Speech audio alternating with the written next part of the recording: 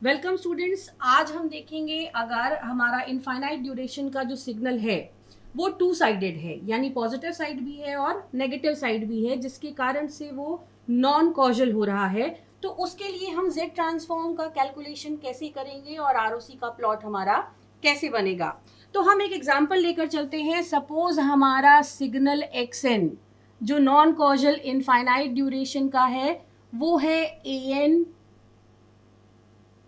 UN plus BN U minus N minus 1। अब ये signal दो सिग्नल से मिलकर के बना है, जिसमें से जो पहला पार्ट है ये पॉजिटिव साइड पर एग्जिस्ट करने वाला सिग्नल है जो कि कॉजल है, क्योंकि वो सिर्फ पॉजिटिव साइड पर पाया जाता है या राइट साइड पे पाया जाता है। जबकि ये जो दूसरा पार्ट है ये सिर्फ नेगेटिव साइड पर पाया जाएगा from n is equals to -1 से -इनफाइनाइट तक, और ये आपका एक एंटी कॉजल सिग्नल होगा। अब चूंकि आपका सिग्नल एक कॉजल और एंटी कॉजल दोनों से मिलकर के बना हुआ है, इसलिए हमारा सिग्नल नॉन कॉजल होगा। जब ऐसे सिग्नल्स के लिए आपको जेड ट्रांसफॉर्म कैलकुलेट करना होता है तो उस केस में हम लीनियरिटी की प्रॉपर्टी यूज करते हैं। लीनियरिटी यानी हम पहले एक सिग्नल के लिए जेड ट्रांसफॉर्म एस्टिमेट करेंगे, उसे नाम देंगे x1z, फिर दूसरे के लिए करेंगे, उसे नाम देंगे x2z, और इसके बाद जो हमारा सिग्नल है इसका जेड ट्रांसफॉर्म अगर xz माने तो ये xz x1z और x2z के एडिशन के बराबर हो जाएगा। तो यहाँ पे पहले हमें एक का फिर दूसरे का जेड ट्रांसफॉर्म और आरओसी एस्टिमेट करना पड़ेगा, उसके बाद उन्हें कंबाइन करेंगे तो हमें रिजल्टेंट जेड ट्रांसफॉर्म मिलेगा।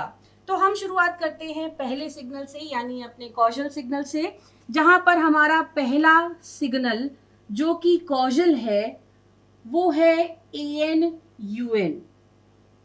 जब आप इसे जेड ट्रांसफॉर्म कैलकुलेट करने वाले फॉर्मूले में रखेंगे तो आपको मिलेगा summation from n is equals to -infinite to +infinite AN UN z to the power -n। अब चूंकि आपका सिग्नल कॉजल है तो एग्जिस्ट करेगा 0 से इनफाइनाइट तक। यूनिट स्टेप सिग्नल की वैल्यू इस रेंज में यानी 0 से इनफाइनाइट तक होगी 1। तो हम इस इक्वेशन को सिंप्लीफाई करके लिख सकते हैं, this is n is equals to 0 से infinite AN z to the power -n, जिसे फर्दर सिंप्लीफिकेशन के बाद हम लिख सकते हैं summation from 0 to infinite AZ inverse का पावर n। जब हम इस सीरीज को एक्सपैंड करेंगे तो हमें मिलेगा 1 plus, for n is equals to 0 हमें मिलेगा 1 के लिए हमें मिलेगा AZ इनवर्स, 2 के लिए हमें मिलेगा AZ इनवर्स का स्क्वायर, और ऐसे ही आपकी सीरीज आगे चलती जाएगी। अब ये जो सीरीज हमें मिल रही है ये एक इनफाइनाइट जीपी होगी। इनफाइनाइट जीपी का रिजल्ट फाइनाइट सिर्फ तब होता है जब कॉमन रेशियो की वैल्यू 1 से कम हो। हमारी इस इनफाइनाइट जीपी में कॉमन रेशियो है AZ इनवर्स, तो इसकी वैल्यू 1 से कम होनी चाहिए अगर हमें इस सीरीज का रिजल्ट फाइनाइट चाहिए। तो इसकी वैल्यू 1 से कम होनी चाहिए, यानी कि a की वैल्यू z से कम होनी चाहिए, या आप कह सकते हैं कि z की वैल्यू a से ज्यादा होनी चाहिए, और यही एक्सप्रेशन डिफाइन करेगा आपके सिग्नल का आरओसी। तो हमारे सिग्नल का आरओसी हो गया z ग्रेटर देन a। जब कॉमन रेशियो की वैल्यू 1 से कम होती है उस केस में इनफाइनाइट जीपी जो फाइनाइट रिजल्ट हमें देती है वो होता है 1/1 माइनस r।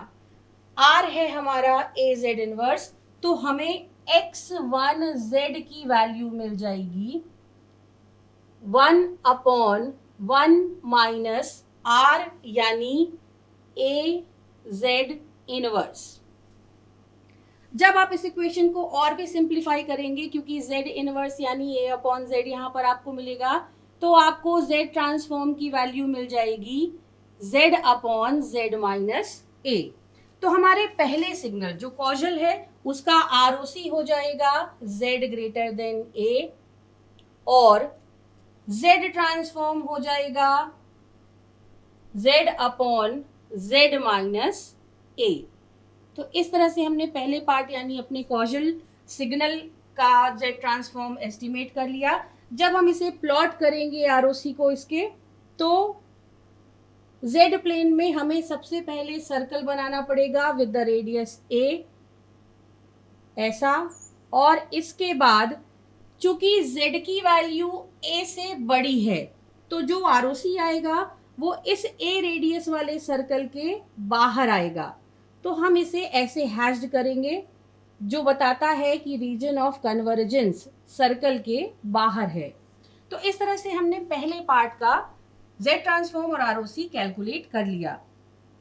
अब बिल्कुल इसी तरीके से जब हम x2n यानी इस एंटी कॉजल सिग्नल के लिए z ट्रांसफॉर्म और ROC का एस्टिमेशन करेंगे, तो हमें वो z ट्रांसफॉर्म मिल जाएगा z upon b minus z के बराबर, और इस केस में हमें रीजन ऑफ कन्वर्जेंस मिलेगा z लेस देन b, या जब हम इसे प्लॉट करेंगे उस केस में हमारा region of convergence b radius वाले सर्कल के अंदर आएगा। अब इसके बाद चूंकि हमारा जो सिग्नल है वो कॉजल और एंटी कॉजल दोनों से मिलकर के बना हुआ है, तो z ट्रांसफॉर्म के कैलकुलेशन के लिए हम दोनों ट्रांसफॉर्म्स जो अभी हमने एस्टिमेट किए हैं उन दोनों को यहाँ पर रखेंगे। तो हमें x1z मिला था z upon z minus a के बराबर, और x2z मिला था z upon b minus z के बराबर। तो हमारा जो रिजल्टेंट z ट्रांसफॉर्म हो गया वो है इतना। इसके बाद इसका रीजन ऑफ कन्वर्जेंस हमें एस्टिमेट करना है। तो रीजन ऑफ कन्वर्जेंस एस्टिमेट करने के लिए हमारे पास दो रिलेशंस हैं, एक जो x1 के कारण मिली, दूसरी जो x2 के कारण मिली।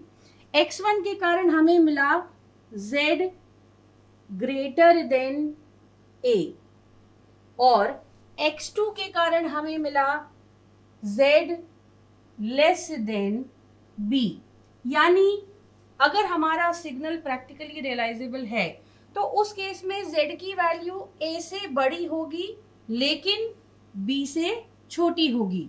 तो इन दोनों को कंबाइन करके हम कॉमन ROC लेंगे जिसमें हमारे z की वैल्यू a से बड़ी हो लेकिन b से छोटी हो। तो ये हो गया आपका region of convergence for the resultant signal.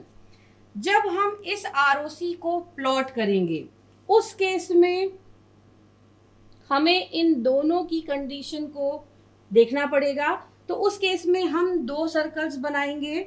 चूंकि हमारा z a से बड़ा है यानी a b से छोटा है, क्योंकि z b से छोटा है तो a b से छोटा होगा। तो पहले हम एक सर्कल बनाएंगे जिसकी रेडियस होगी a, फिर हम दूसरा सर्कल बनाएंगे जिसकी रेडियस होगी b।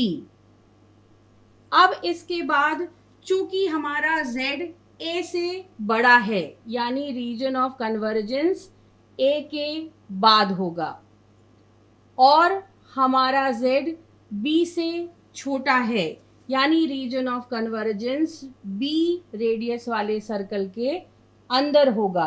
तो इस केस में दोनों में जो कॉमन आएगा जिसे हमने यहाँ पे डबल हैश लाइन से रिप्रेजेंट किया है ये कहलाएगा रिजल्टेंट रीजन ऑफ कन्वर्जेंस, जो हमें मिल रहा है एक एन्युलर रिंग के फॉर्म में। एक रिंग की तरह हमें ये रीजन ऑफ कन्वर्जेंस मिल रहा है। तो जब आपका सिग्नल नॉन कॉजल होता है उस केस में आपको रीजन ऑफ कन्वर्जेंस एक एनुलर रिंग के फॉर्म में मिलता है। तो इस तरह से हम Z ट्रांसफॉर्म और रीजन ऑफ कन्वर्जेंस को एस्टिमेट कर सकते हैं टू साइडेड सिग्नल यानी कि नॉन कॉजल सिग्नल्स के लिए। अब एग्जाम्पल के तौर पे हम लेते हैं एक नॉन कॉजल सिग्नल xn, जहां पर xn है 2n un plus 3n u minus n minus 1।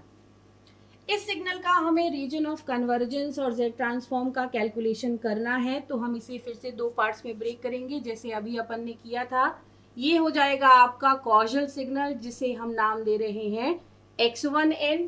ये है आपका एंटी कॉजल सिग्नल जिसे हम नाम दे रहे हैं x2n। अब हम इसका और इसका अलग अलग Z ट्रांसफॉर्म कैलकुलेट करेंगे और बाद में उन दोनों Z ट्रांसफॉर्म्स का कर देंगे एडिशन, जिससे हमें मिलेगा रिजल्टेंट Z ट्रांसफॉर्म xn का।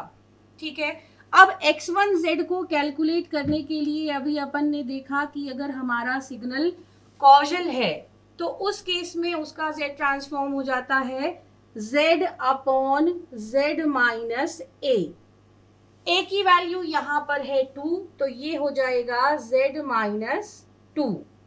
रीजन ऑफ कन्वर्जेंस इसका हो जाएगा Z ग्रेटर देन 2। इसके बाद इस एंटी कॉजल सिग्नल के बारे में अपन बात करें तो एंटी कॉजल सिग्नल का जो Z ट्रांसफॉर्म है, जब हमारा anti causal signal bn u minus n minus 1 था तो उसका Z ट्रांसफॉर्म था Z upon b minus z। तो यहाँ पर b की वैल्यू है 3, तो हमारा जो Z ट्रांसफॉर्म है वो हो जाएगा Z upon 3 minus z। Region of convergence anti causal signal के लिए हम लेते हैं Z less than b, b is 3, so Z less than 3। इसके बाद नेट Z ट्रांसफॉर्म यानी xz हमारा हो जाएगा x1z यानी Z upon Z minus 2 plus x2z यानी Z अपॉन 3 माइनस z। ये इसे आप आगे सिंप्लीफाई कर सकते हैं, तो हमें नेट Z ट्रांसफॉर्म मिल गया इतना।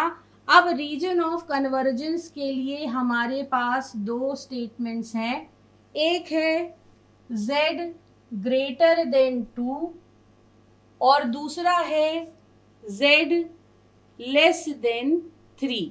यानी हमारा Z 2 से बड़ा है लेकिन 3 से छोटा है, तो इन दोनों को हम कंबाइन करके लिख सकते हैं कि हमारा जो Z है वो 2 से बड़ा है और 3 से छोटा है। तो ROC को डिफाइन करने वाला जो स्टेटमेंट है वो हो जाएगा Z is greater than 2 but less than 3। Z 2 से बड़ा है लेकिन 3 से छोटा है। जब आप इसका रीजन ऑफ कन्वर्जेंस प्लॉट करेंगे तो उस केस में आपको Z प्लेन में दो सर्कल बनाने पड़ेंगे, एक का रेडियस होगा 2 और दूसरे का रेडियस होगा 3। ये बड़ा सर्कल हमने बना दिया जिसका रेडियस हमने लिया है 3। अब हमारा Z 2 से बड़ा है लेकिन 3 से छोटा है, तो उस केस में रीजन ऑफ कन्वर्जेंस बड़े वाले सर्कल के अंदर और छोटे वाले सर्कल के बाहर यानी इस एनुलर रिंग में पाया जाएगा। तो हम देख सकते हैं कि हमारा सिग्नल नॉन कॉजल है और उस केस में उसका region of convergence annular ring में पाया जा रहा है।